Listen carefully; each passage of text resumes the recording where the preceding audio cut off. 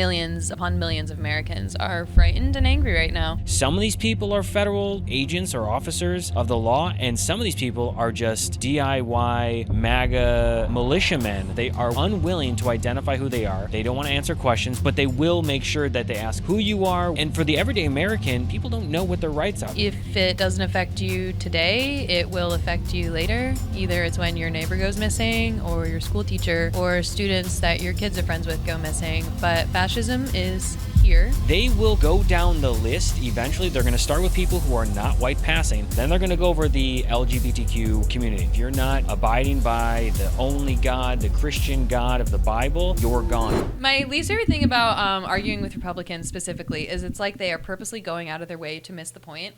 And something that exemplifies this recently is, I think, Joni Ernst in a conference where she's speaking to her constituents, and they're talking about cutting Medicaid. Someone's like, well, we're all going to die. And she goes, well, we're all going to die.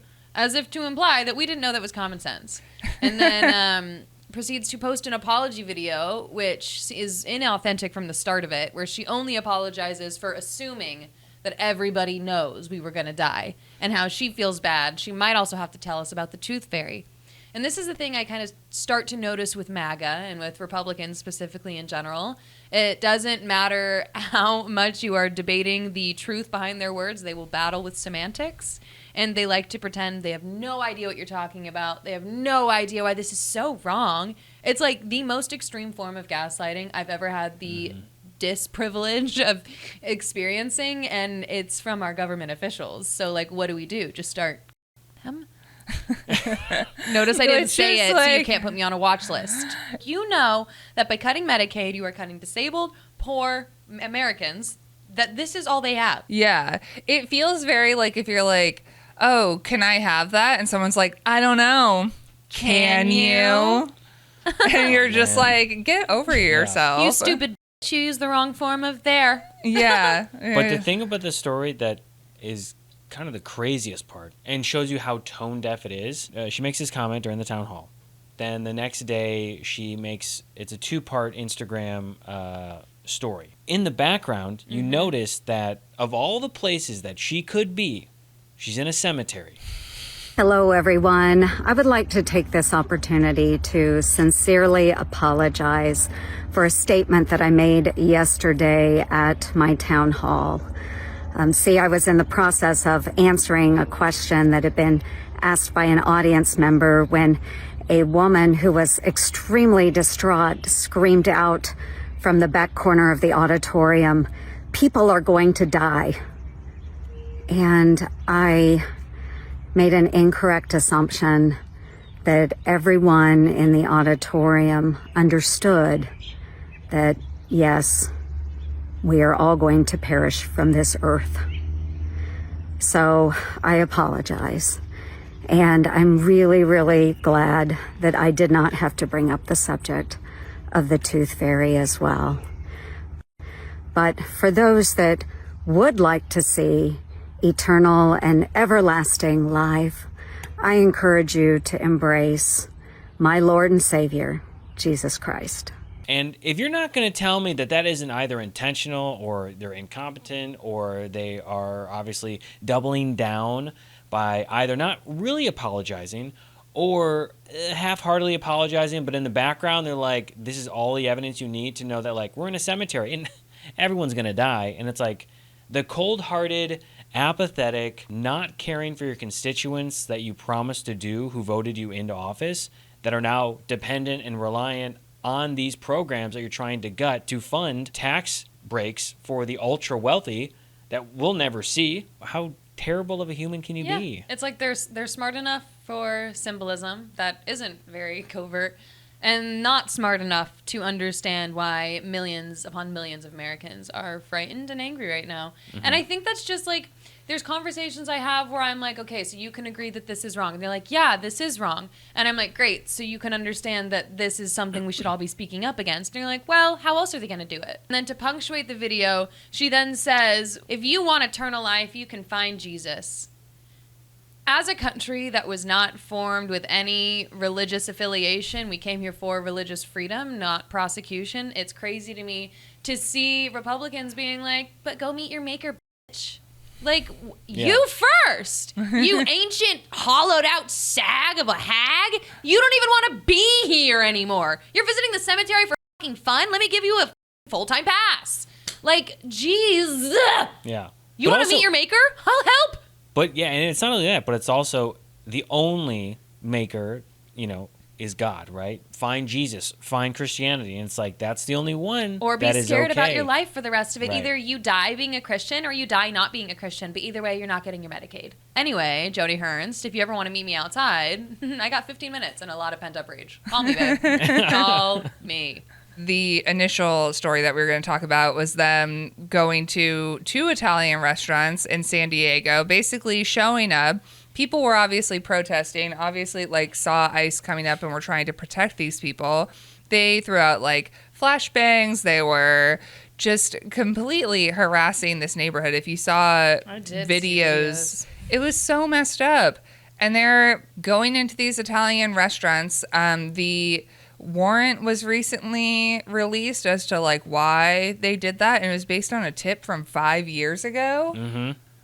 Yeah, 2020. You're actually kidding me. That's what they got. So violent illegal criminals, but so violent and so illegal you haven't had a single tip in 5 years. Yeah. Okay. Which was really it must have been some sort of, Karen who didn't get the guac she wanted. And she was like, I want to speak to the manager. Oh, the manager's too busy with these illegals. And she's like, yeah, you've got this person who's so pissed off because they didn't get their food or whatever, or they had to wait extra time or whatever it was because they ordered something that was so specific and had to not include this but have this substituted and what have you. And then at this, and then she's like, oh my gosh, someone with dark melanin skin. Oh, no.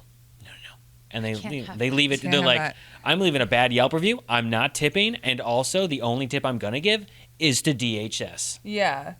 It's just crazy that people are doing this. If you are leaving tips to DHS about people that you have literally no reason to assume are here illegally at all, you're just being racist. And then there was also the ICE raid that happened in Minneapolis over this weekend, which was also insane because initially it was law enforcement was there to do a drug bust, but ICE showed up and turned it into an immigration thing. And that's not even what they were there for. Why was ICE there? Have you guys heard about the student in Michigan who was kidnapped by ICE on the way to volleyball practice? Mm-hmm. Yeah, his everyone is protesting his schools, but we're reaching a very pivotal point where it's a whistle, it's a competition. It's a witch hunt. If you can find more of this, more of that, and now these people are just being taken, detained, legal residents with visas, with papers. It's all just based on hearsay. And then also with the Minneapolis thing, people were creating a human shield to prevent ICE from entering this building. And then of course it turned violent and people were getting beaten and pepper sprayed. And we need to make politicians scared again. It worked for France. They're protesting on our behalf. I think we should at least make them proud, considering one of the biggest symbols of freedom is a gift from them. I'm seeing more and more videos where people are, taking video from their phones where they're like, who are you? What is your role? What agency are you with? And a lot of them, which is these people were so willing to wear masks during the pandemic and needed to protect their faces, unwilling to wear masks during the pandemic. And now we see that all of these people have the neck gaiters up, right? You can't show their face. And so a lot of these videos I'm watching are people. There was one, I think, in Martha's Vineyard recently. There was another one that was on the side of the road. But it's some of these people are federal, agents or officers of the law. And some of these people are just DIY MAGA militiamen. And so when they're going in there, they're either, whether through some bounty program or whatever it is, but they are unwilling to identify who they are, wearing masks.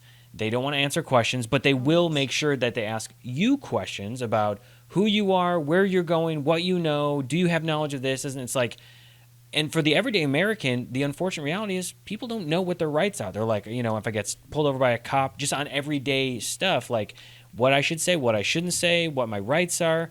And then you get people who have flak jackets on, guns, ammo, grenade, something says police, the hat on, glasses, gator. It's intimidating. It's a really interesting time. Like, fascism isn't on its way. It's here, and we're witnessing it. And huge shame to anyone who can see what's happening right now and like find a way to justify it. Whether you think people need to come here legally, whether they're not. Like, there are plain examples of the way that the administration is abusing the power they have in order to silence anyone who speaks up, to get in the way of anybody who might have an opinion that is different than what they want. And you're condoning that. You are actively sitting there and being like, well, I think it should be easier to become an immigrant here. Right. Yeah. Take them out. And I think even with that is the elected officials and their aides. So like Jerry Nadler, Representative Jerry Nadler, he has a Manhattan office that shares with an immigration court. And DHS came in and were, it basically escalated this whole situation where his staff ended up getting detained in handcuffs.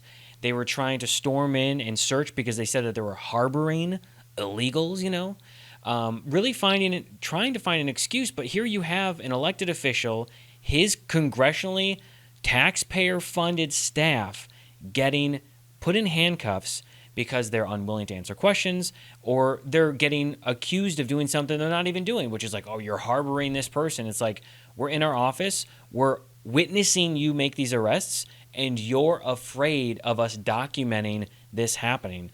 And that, I think, is the biggest thing that they are so scared of in trying to silence people from talking or refuse or documenting through photos or videos or whatever. Is like, look, if there's no proof that we were ever here, then there's no proof that person we took ever existed. Like, I pledge that if I ever witness an ICE raid or anything like that, like, I am using all of my privilege, because God forbid I look back in 50 years and think about a time when we witnessed the Holocaust happening and didn't do anything. Right. I'm so proud of people who are, trying their best to like stop this from happening, but it's so fucked up. We talked about this, I want to feel a few episodes ago, where we talked about how, there was that 60 Minutes episode where they revealed that, 75% of the people that were sent to El Salvador didn't have a criminal record. And then now the Trump administration knew that most of the Venezuelans that were deported to El Salvador had no U.S. crime convictions against them. Mm-hmm. The DHS data shows that 130 of the immigrants had not been labeled as having U.S. criminal histories aside from immigration violations. 32 had been convicted of crimes in the U.S., but most were nonviolent offenses, despite the rumor that all illegals, all Latinos, all these people are violent, murder, rapists, all these people, a lie. And 6 of them had U.S. convictions for violent crimes, 4 assault, 1 for kidnapping, 1 for possession or weapons offense.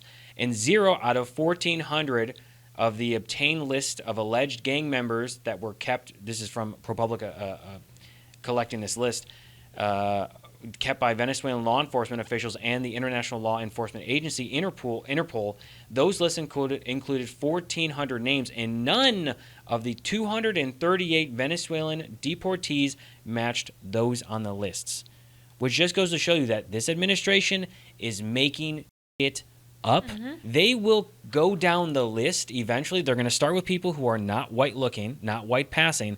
Then they're going to go and they're going to say, okay, well, we're going to go over the LGBTQ community. And anyone looks different, if they were married, well, that's no longer valid anymore. If they have this, if you were ever kissing someone, you're gone. Then they're going to go through and say, if you're not, abiding by the only God, the Christian God of the Bible, you're gone. Like, it is a slippery slope. And I feel like... And they're doing it so easily. And and it's like, the question then comes like, oh, well, every time there's a committee hearing, the question is asked of Kristi Noem or other people of like, does Donald Trump have to follow the rules of the court? And they're like, well, and they're like, okay, well, the judges are getting in the way. Yeah.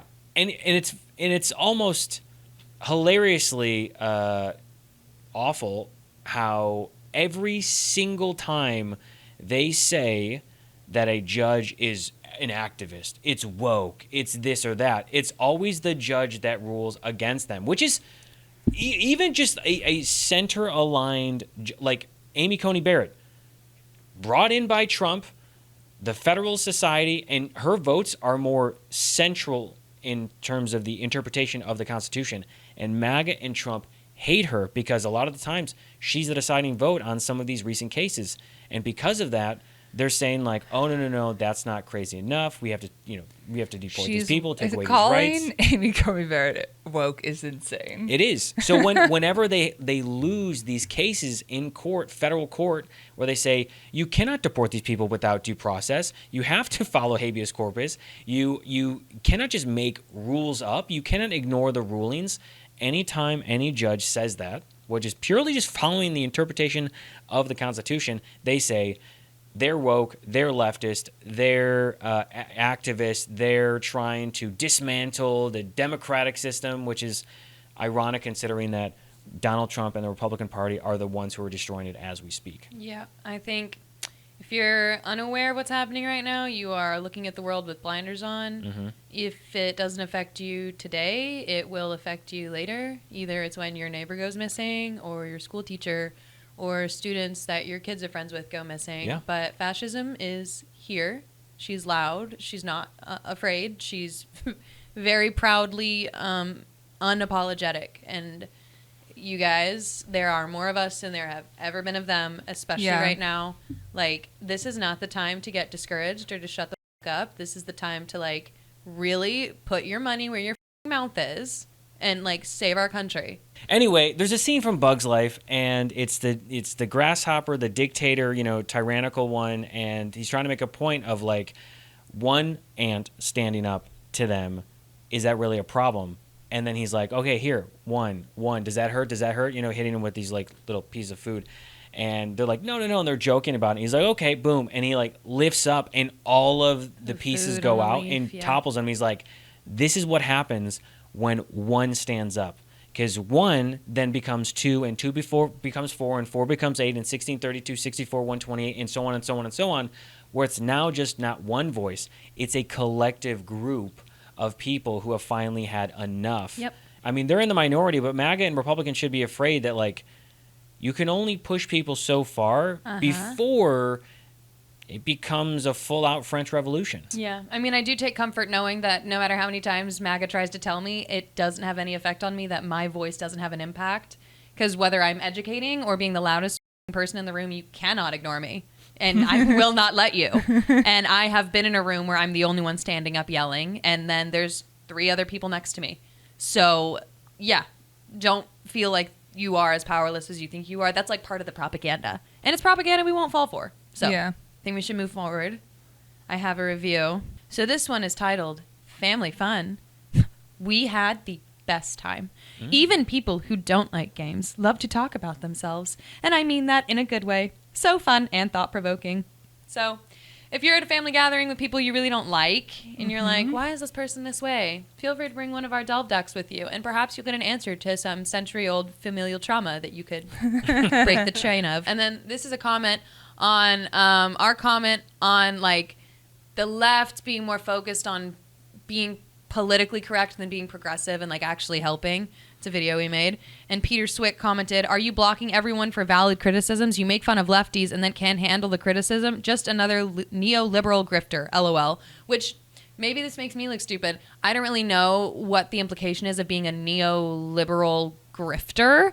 I think we were just calling out the hypocrisy that the left seems to continue to fight each other about being politically correct, as opposed to just uniting under the fact that we are on the same side. But seeing as how I'm pretty sure you're MAGA, I'm sure that went right over your head, because literacy isn't something they taught you guys when you went to school 50 years before.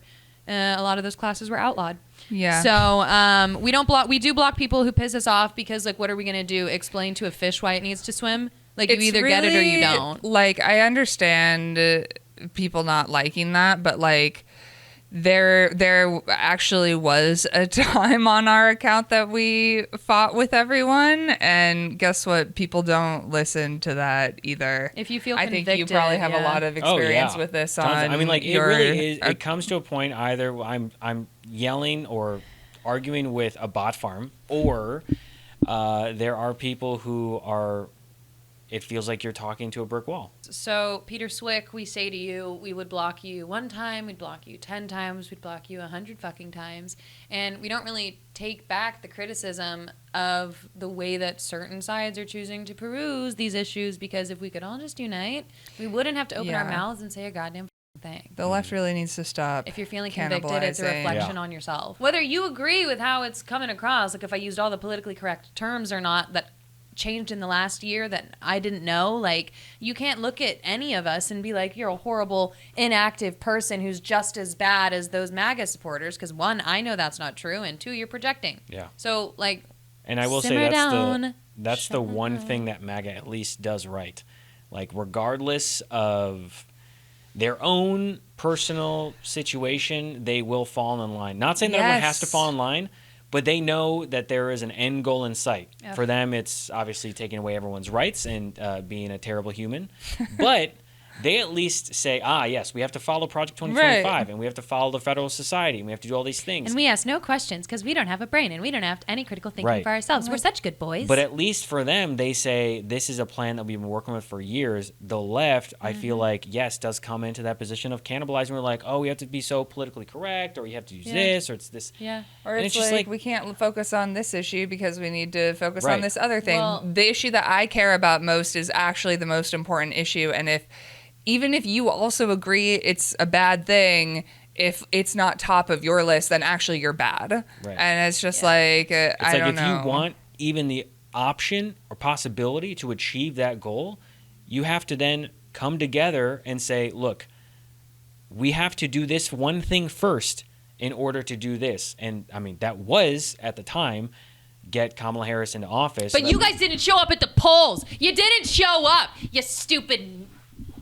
I couldn't think of a word quick enough. Okay, so for those listening, I've got the Delve Deck Venting Edition. And my question, should I go light, middle? Where should I go? Whatever you want. Whatever feels right to you. Enjoy. All right, I'm going to go light. And my question is, what is the worst thing about the 21st century living? Play the podcast back, and I think you'll have an answer. I think that people need to take a goddamn break from their phones. Yeah. I'm gonna lose my come dry January when everyone talks about how they're giving up drinking for a month. I'm gonna be like, log off social media for a month. That's what you need to detox from. And honestly, go out and have a drink while you do it, because you need to chill the fuck out. Okay? The worst thing that was ever created in this century was the idea that Donald Trump was some great businessman who had great business acumen, who did not bankrupt 6 companies, who is not a perv. He wasn't literally handed millions of dollars and has no idea how to run a company independently because he's never actually had the opportunity to prove he's $400 million smart. from his father, who didn't invent his personality because of a reality TV show on NBC, who then, didn't come out to be a felon, who wasn't elected president, who isn't trying to gain influence through international powers that be, through crypto. So I think the greatest thing that we f***ed up, or the worst thing rather, is the invention of Donald Trump, the great, powerful businessman. This is from the original deck. This question is, what bad habit have you managed to quit? I quit vaping. Ooh. You quit what? Vaping. Oh, nice. From college on, I always had and I would be like, no, I don't need it. And I'd throw it away. And then a week later, I'd be like, why not? And then I'd be like, why not? And so even though I took a lot of breaks consistently of vaping, I was still probably vaping for 4 years, I think. But then I just hit a day where I was like, I can feel my lungs. I don't think that's a sensation you're supposed to have. So I stopped. And yeah, I think I'm actually really proud of that. No popcorn lung here. I was truly, when you first asked that question, I was like, I don't know if I've ever had to quit anything. And then you said that, and I was like, I smoked cigarettes. I'm like, oh yeah, those are bad for you or whatever. Yeah, but not when you're in Europe and not when you're drunk. Then it doesn't count. Then it's fine. Yeah, no, I quit smoking cigarettes. They're bad for you or whatever. Yeah. Make you look cool though. So okay, a habit of mine. It's kind of like an OCD kind of habit. If I were to pick grapes, for instance, it would have to be in 3 groups of 3 But the one thing I still do to this day is like if I see the channel volume change on like the radio, it has to be a factor of 5. Yeah. I feel that. Yeah. And I'm like, I don't like to be a 13 or 14. I got to be a 15 or I got to be a 10 and listening close, you know? Mm-hmm. Yeah. That's my kind of thing now. All right, we'll close it off with some joy. A nice, joyful thing. What have you watched recently that you can't stop recommending? The Pit. My mom's a nurse, so like I grew up in around the hospitals. pit. I grew up in the pit. No, I grew up in and around hospitals while my mom was working or managing or in the ER and stuff like that. So like that's like part of my DNA. So crazy. So watching that show is kind of like nostalgic, and also I love chaos, and that show is like just hour by hour of a 15-hour shift of just like pure insanity and all the things that will go wrong. I mean, also good things happen too, but like and I love Noah Wiley, he's a great guy. I watched Sirens on Netflix. I watched Oh. that. That was pretty much the only good thing I've seen recently. Yeah. I wish there was more. Hey. Like, I wish there was more Hey. seasons. I'm a little pissed off. I'm going to talk about the show that I'm recommending that I loved. If you love chaos, have you watched The Studio yet? Oh yeah. Oh, Studio The was great too. Studio is so Yes. good. What's it on? Apple TV. If you work in the industry, it'll be relatable. But Like some also, people said it's too relatable. yeah, Like, people who work I at feel like studios none are of like, us this are is- like none of us work at a studio though. So like I feel like it's at least to me I was Yeah. like this is relatable in a funny It's- way. It's like watching Silicon Valley if you ever worked in tech. It's really well done. It's Yeah. also just like beautifully shot. Yeah. Like the way it is filmed is really impressive. It's really well done, and it's also very funny. Yeah, and there's a ton of like single shots. There's one episode which is like this complete It's meta a oneer. Oh. It's An so entire good. It's like the second episode. or It's third episode. really, and it's a impressively done oneer. Like Yeah. there's a few moments in there where you're just like, holy, how did they pull that off? Those are our 3 decks. The Delve deck, Original, the Joy, and the Venting. And if you want to take the plunge today, you can get yours at boardwalk.com. As for us, we've got other stuff to create. So thanks for hanging out with us. We love you guys so much. Okay, goodbye, everybody. Bye.